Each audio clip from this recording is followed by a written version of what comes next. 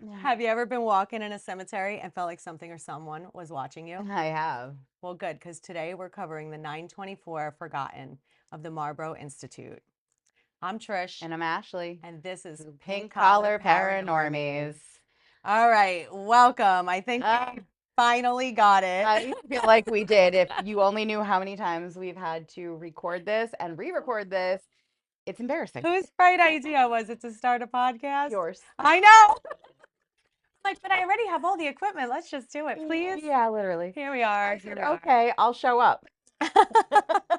And this girl has now dragged me all over the state to all kinds of cool things, and I can't say I regret any of it. No, No. no, here we are. All right, so our name, Pink Collar, Paranormies. I had we got to touch base on that. We got to me tell everybody who too. we are. Tell us who you are, Ashley. Hi, I'm Ashley, and I've been in the medical field now for 24 years or something like that. Very old. We're not going to talk about that either. Um, but Trish and I both have pink collar jobs. Yes. And what do you do, my love? I am in the hair industry since I'm 14, and I'm not going to say what era I'm in these days, but Hmm. it's been some time. So, yeah, we both bust our butts and Yep, full work pink time. collar jobs, and on our free time we do some interesting adventures and Extracurricular activities, extracurricular side ghostly quests. activities. We have a lot of side questing going on. Yeah, yeah. But we both found a common interest. I've known Trish probably since high school, Yep. and we reconnected in our later era. Yep. And growing up, I always had things happen. I never told anybody. I never talked about this stuff because, people can be judgy. Oh yeah. And then I met Trish, again, Like, do you want to see something cool? and I'm like, yeah, show me everything. Show me And everything. yeah, it's been a match made in heaven ever since. So we're just two little weirdos out doing Mhm. some Weird cool stuff. shit.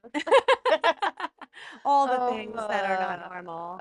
I love it. Normal. I don't know. The more people I talk about it with, the more people are like, "Oh my God, I love that stuff." There is a huge community that just isn't talked about. I mean, there's a lot of people out there, Yeah, yeah. more than you think. I mean, just even me and you going out and you're always dressed to the nines, and somebody will like say, I love your outfit, and then we'll start talking, and then it just turns into Some kind of some kind of paranormally conversation. paranormal because we're usually on our way to do something. And they're like, oh, Yeah. where are you off to dressed like that? And you're like, to go to a graveyard to go look at ghosts. Yeah, we do end up in graveyards often. Yeah, we do. It's our favorite I pastime. mean, more times than not, we're in a I cemetery. think we're in the cemetery more than most people. I know, I know. Is that weird? It might be. I like it. I like it too. All right. So, what do you have on the agenda for today? Yeah, so today we're talking about the Marlboro Psychiatric Hospital in New Jersey, Mhm. off of what is that, 527 over there? I think so. Yeah. You have the history. You'll give I us the do. rundown of the history and we'll get into it. All right. So, the Marlboro Psychiatric Hospital, it opened its doors in 1931. It was created by the state of New Jersey to help relieve overcrowding of older psychiatric institutions, such as the Greystone Park Psychiatric Hospital. Located in Marlboro Township, the hospital campus covered hundreds of acres and functioned almost like a self contained town, complete with residential cottages, a medical building. There was farmland, agriculture, maintenance facilities, you name it. Sounded like Club Med when they opened. So, at the time of its opening, the hospital was considered modern because of the cottage system, and it separated the patients kind of into smaller residential buildings instead of massive wards, almost like how we have group homes today. The design was intended to create a calmer and more humane environment for psychiatric care. The life inside the institution over the decades housed hundreds of patients, adults, adolescents, and even children. Many patients remained institutionalized for years, and a lot of them were there until the day they died. It's so sad if you think about it, It like really especially like is. the kids and stuff. Hmm. Yeah. Moving forward, we're going to probably get into some content that may be a little bit disturbing.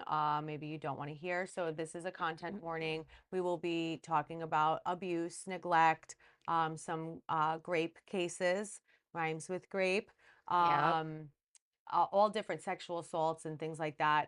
In this case, unfortunately, these things did go on at this facility. So we Hmm. will touch on them.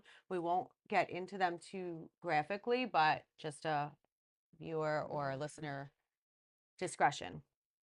So, with that, we will go on to the psychiatric treatments that have evolved there. So, reports began surfacing that there was overcrowding, neglect, abuse, there was poor living conditions within this facility. All hearsay. These people were severely disabled, and a lot of them couldn't advocate for themselves. So, it looked like Club Med on the outside, and on the inside was a whole nother house of horrors. Um, Investigations in the 1980s brought increased public attention to the treatment of patients and conditions inside that hospital. And by the 1990s, New Jersey began shifting towards deinstitutionalizing, meaning letting people get better, letting them go, not keeping them there, kind of helping them to get out into a life again. So the psychiatric hospital officially closed in 1998 after nearly 70 years in operation. That's wild. That's really crazy. So I'm going to get into how they got shut down. Tell It was in me, New Jersey. tell me everything to the T. New Tell me the Jersey T. senator went in undercover. His name was actually, because I had to go look it up because I Hmm. did forget. His name was Richard Cody. He was a senator. He went under a false identity using the name of a convicted sex offender felon and the social security number of a deceased individual. Wow. He was able to pass through the entire hiring process, background checks and everything. And once that was done, the screening, they stuck him in cottage 16, which was one of the worst cottages to be in, one of the worst housings that they had. The most severe ward. Cody later described horrifying conditions involving neglect, poor supervision, and patients being treated inhumanely. His investigation helped spark the public outrage, state investigations, reforms in mental health oversight, and the eventually contributed to the hospital's closure. Um, this kind of ties into where our next episode is bringing us to Penhurst. Yes. This hospital opened in 31. Penhurst was opened in 1908, but they had a lot of the same conditions going on. So once this was blown out of the water, they started looking into all of these Yep. other facilities, and it Mhm. really put the shine the light on, Yeah, it what was paved the happening. way. It definitely paved the way for um, our mental health um, that we have in place today. Yeah. Everybody has a caseworker, a therapist, medications, the proper treatment.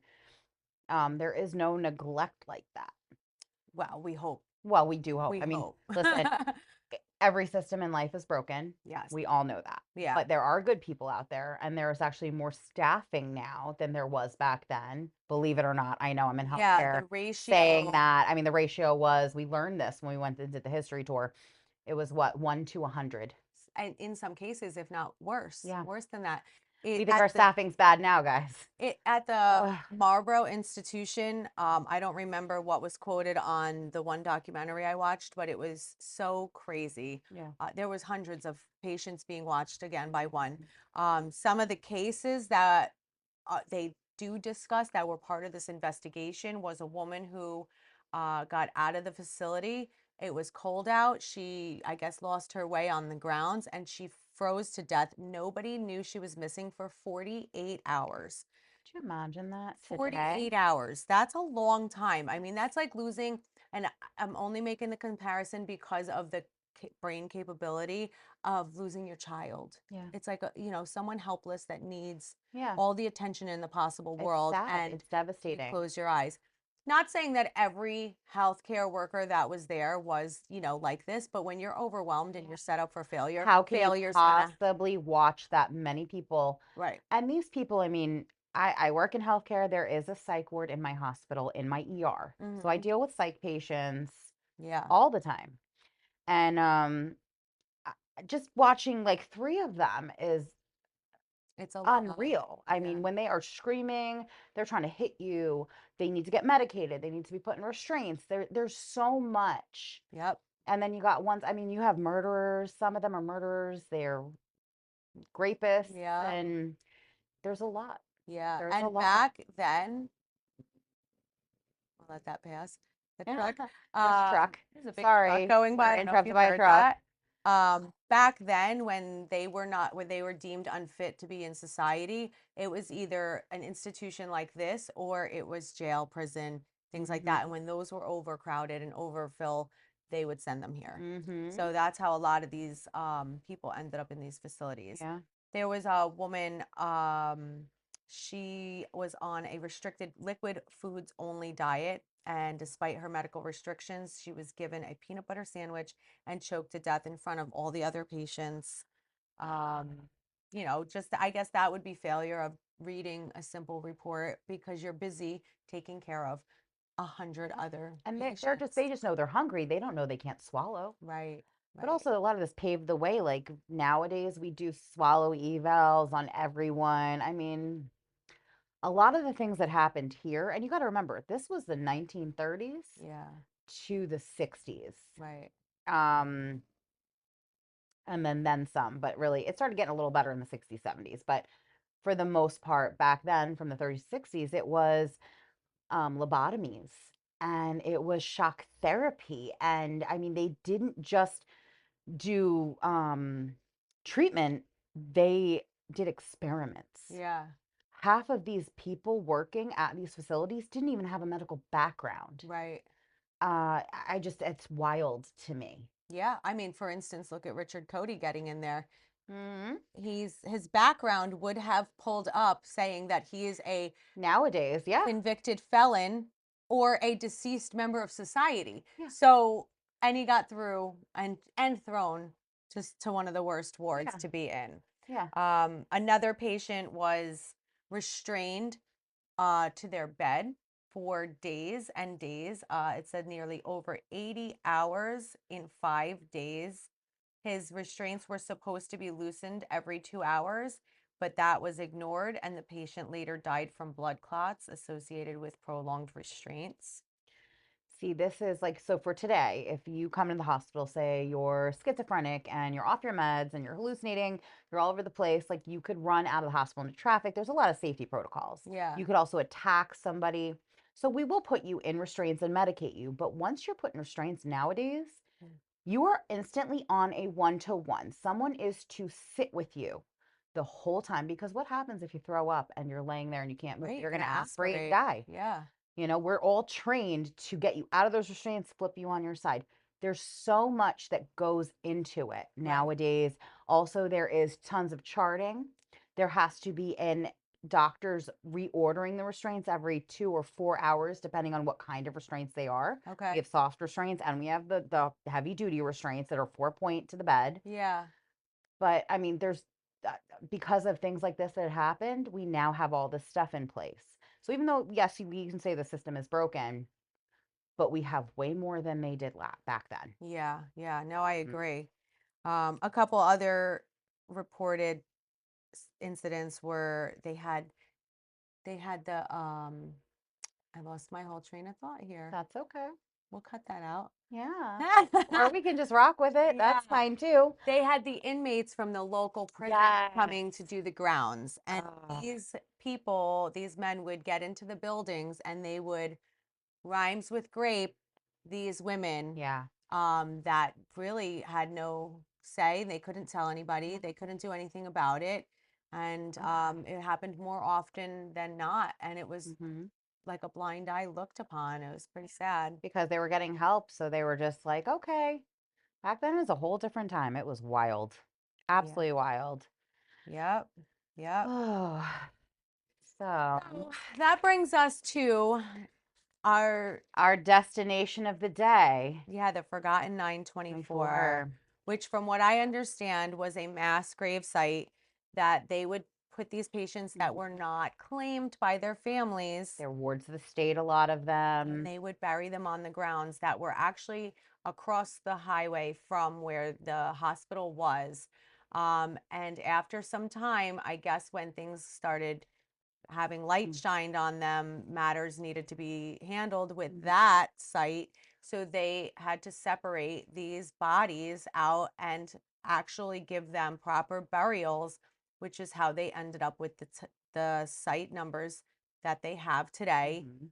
And eventually, somebody went through the records and named those numbers. So now there's a monument there that states their Yeah. names with their associated numbers. And we can only hope that Or the the right right. I was bones gonna are say with how the they didn't have right. the forensics then. I don't Like think, what were they dig? They weren't doing I forensics think on that that many it was, people. I think they were just doing a nice thing. I honestly, Yeah.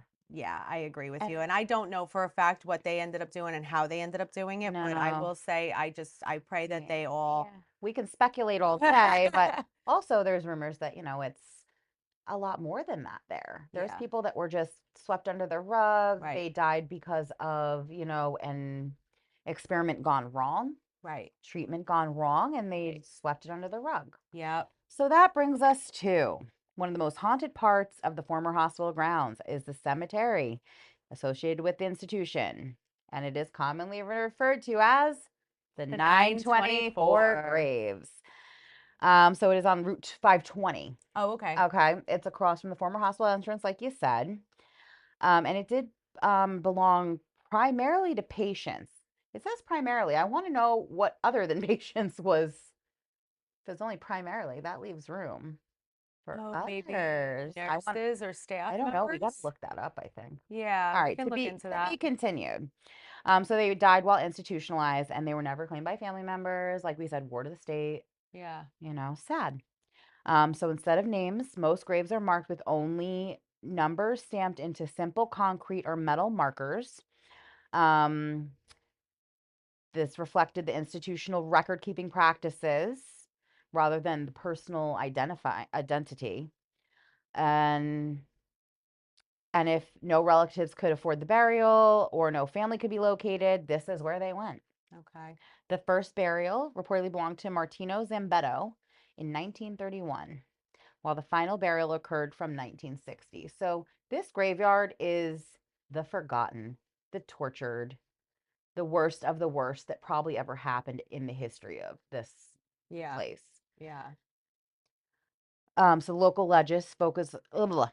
The local legends. We got this today. We got this today. Are you sure? It's been Uh, a day. I mean, listen, on Ashley's way here, there was an incident. uh, So we're so, just kind of like uh, trying to regain and yeah. gather our emotions, I think, today. So I am out on shoulder surgery right now. Right.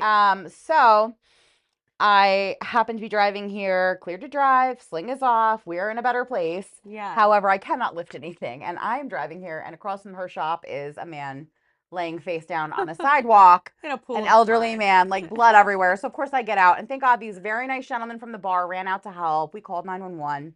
They got him up for me and onto the bench so I could kind of assess. Yeah. But he's gonna be okay. He just needs a CAT scan and probably little stitches going on there. But Yeah. always the right place at the right time, I Literally, guess. I said only you. I can't tell you how many times this happens. I literally happened to be there as he fell, and Oh I was my I was the gosh. first one to get there. Well, good thing you Other than were, his poor because wife, she's like who with her cane, knows like what. hitting him with the cane, just like get up. I'm like, oh, don't do that.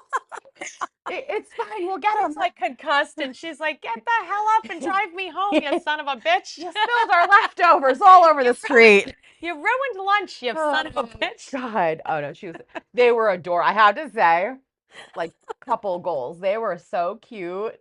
She's calling the daughter. He's like, don't call her. She's like, I'm calling everybody. Everyone's on their way. Everyone's meeting us at the hospital. Oh my He's your God. typical stubborn old man. This is too Oh, he funny. was adorable. He's gonna be okay though. It could have been worse.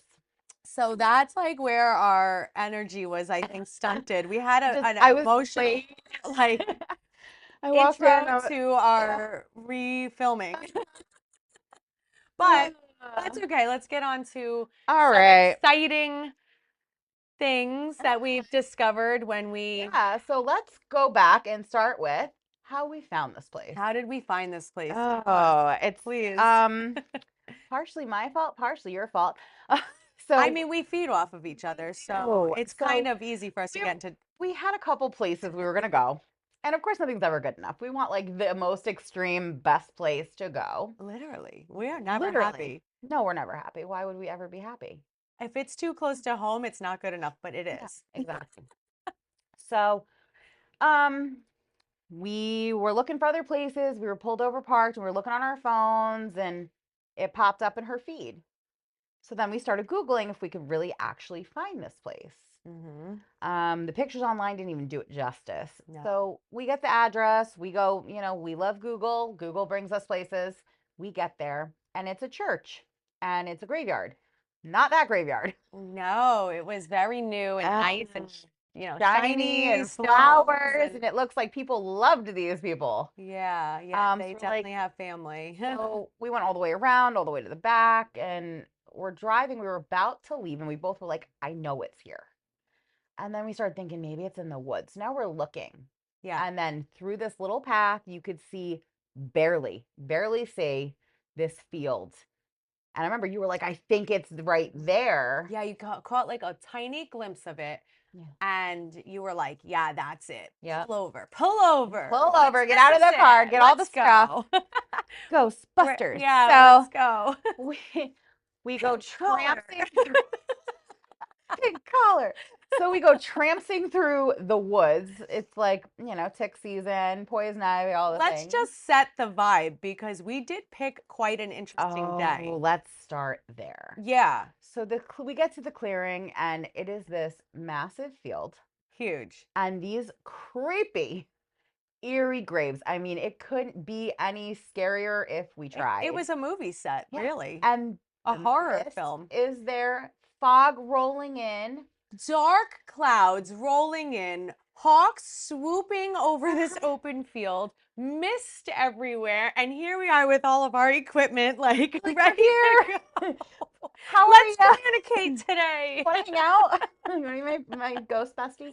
So, but it was like eerie, and the wind was really, It was it so was windy. so windy. So windy.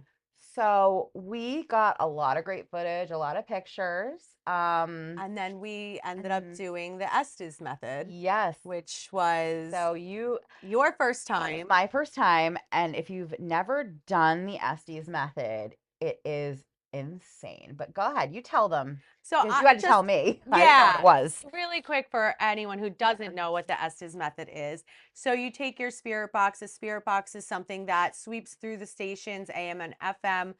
You can reverse sweep, you can forward sweep, you can sweep at different rates of speed.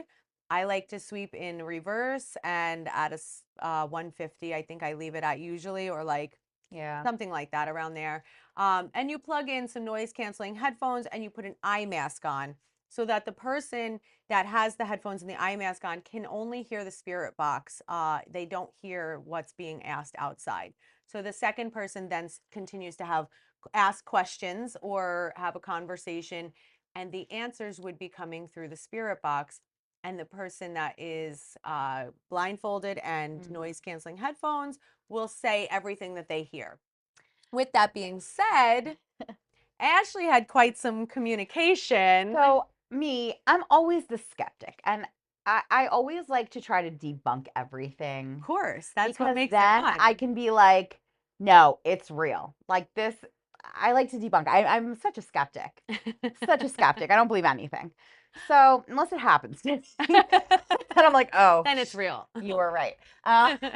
So the thing is, I could not hear Trish, and now I have this loud AM stereo, and it's just static. And all of a sudden, I start to hear voices coming through, and it wasn't. It was like a man, kids. It was women. And she just instructed me. She said, every word that you can clearly hear, say it. So I have no idea what she's asking. We go back and play this back, and my heart dropped. Yeah. She asked, how old are you? I said, high school. Asked, what is your name? I said, Lucas or You said Luke. You said Luke, I and said Luke. I'm gonna tie this in again to Yeah. like our past weekend. Mhm. So they say that you will get messages before you actually communicate, right? Uh-huh. And it can come in different ways. So she says Luke, and then we go to Paracon, and we Mm-hmm. are in one of the buildings, and what do we see on the wall In but the huge name graffiti letters, Luke. Luke? It's in this like little And closed off hallway in a who gets stairwell. who gets punched in the back? That was But me. her, after seeing So Luke, okay? once again, the skeptic I am. Every time somebody tells me, "Oh, a ghost touched me," I'm like, "No, it didn't. They can't Yeah. touch you. That's crap." Because in all my years, I've seen a lot of stuff. I've caught a lot of things on video. I've Yeah. caught audio. Especially when my mom died, I caught a lot of weird stuff. Yes. And then now that I'm with you, I've caught a lot of things I mean, the two of us together, it's like all night. I'm like, look out the window. Look what's there. we're like a beacon light just Oh, pulling it literally. all in. It's kind of cool. So I am in, it was hot. Like we were sweating, trekking it through all of Penhurst Well, Asylum. let's get into that on our next episode. Well, no, I'm just going to talk about when I got hit. Okay. That's I'm all. like, Oh, no. well, We're not spoiling anything but yeah. that. Just because it ties into that, I didn't Okay. believe you. I've Yes. never believed you're like, I've been touched. I'm like, no, you haven't. Yeah. I didn't tell you that, but that's how my mentality was. So I am in this hallway and it is ice cold in this building. Ice cold. And I'm like, oh, that's refreshing. Like, not thinking anything else of it. And all of a sudden, it was like somebody just punched me dead between my shoulder blades or like hit me or hit into You me. just feel it. And I literally turned around. I was like, oh, excuse me. I'm sorry. Like, I thought I bumped into somebody. I turn around. There is nobody there. Not a person, not a wall, not a door, not a nothing.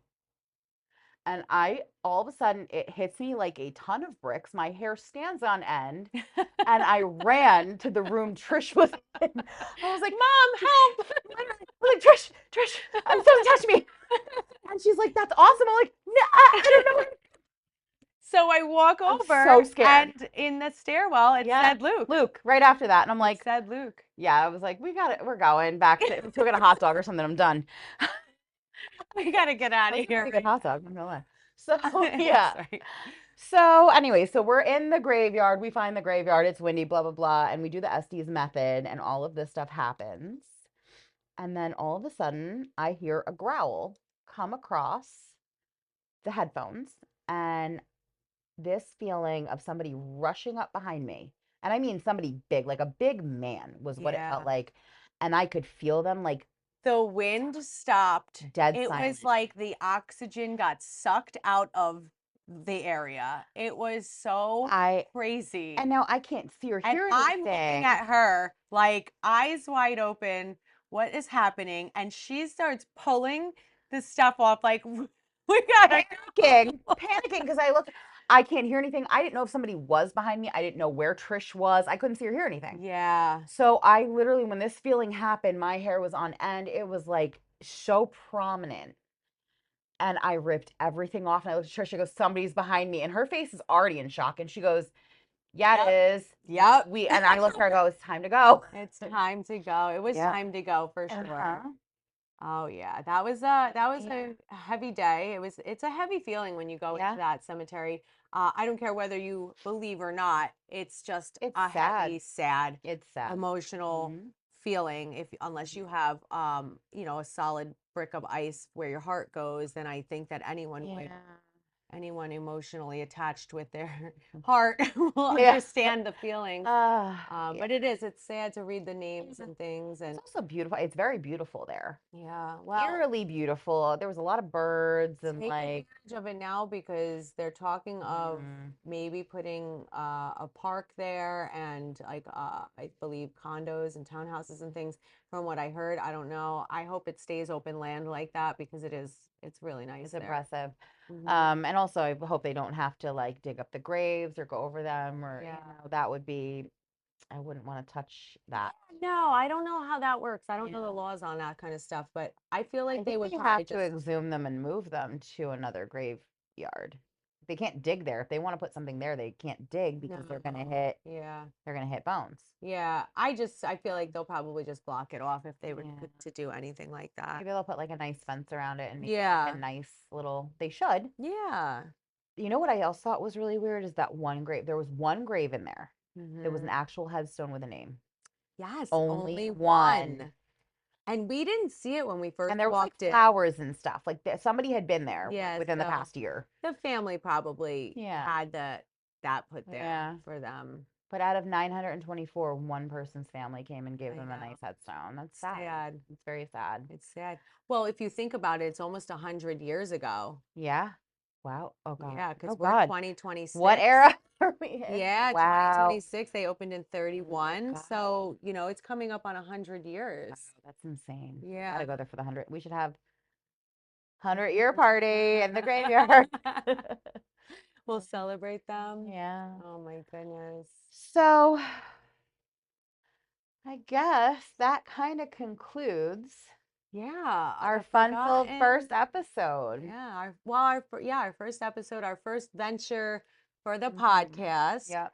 We There have will be more. We've done a 20. lot of ventures. We will get into those as podcasts come about. Yeah. Um, Episode 2, we will be going into our Penhurst mhm. extravaganza. Stay tuned for that. That was Yeah. a wild time. Yeah, Penhurst is really cool, Yeah, and I can't wait to talk we about had a that. beautiful day, so it's We gonna be good. truly did. We also, we'll Yeah. talk about, I can't, I'm going to spoil it Yeah. all. I'm a Yeah. spoiler. So So, thank you for joining us. yes, thank you. And please like, comment, share. Also, let us know in the comments anything that you want to know, anything you think we should go, any suggestions, Yeah, if you have anything. stories from Yeah. that grave sites, let us know what your experience was. Mm-hmm. Have you done any investigations there? Do you plan on doing any investigations there? Mm-hmm. Yeah, keep us posted. Also, Pink collar paranormies at Gmail. yeah. Yep. Also, be nice. Yeah, man, be Be nice. Don't nice. leave no hate shit on here because No, I we're don't not got about time for that life. that. We're all love and light over here. I'm like, I don't got time for Yeah. that. Nope. All right. Well, peace out, guys. Bye. Bye.